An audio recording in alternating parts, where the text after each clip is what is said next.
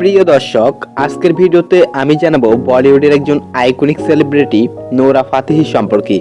তার জীবনের খুঁটিনাটি কিছু ইনফরমেশন জানতে ভিডিওটি লাইক দিয়ে সম্পূর্ণ ভিডিওটি দেখতে থাকুন।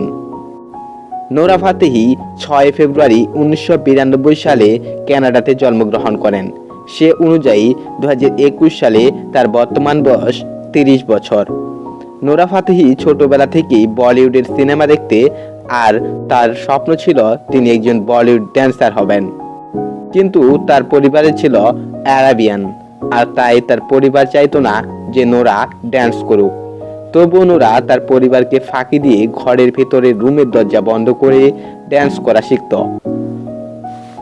নোরা ফাতেহি পেশায় একজন actor, dancer, producer and model.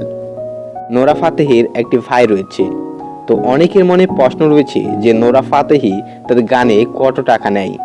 তার উত্তর হচ্ছে, নোরা ফাতেহি প্রতিটি গানে প্রায় 50 লক্ষ টাকার মতো করে নেয়, আর প্রতিটি মুভিতে তিনি অভিনয় করার জন্য 1 কোটি টাকা করে নেন।